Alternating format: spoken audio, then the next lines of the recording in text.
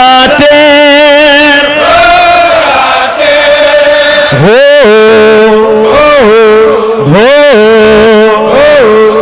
Peuple de la mer. Passez par le bienfaisant.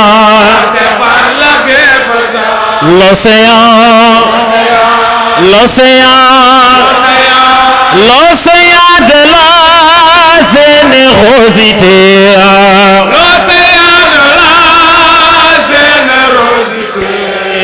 L'océan de la générosité.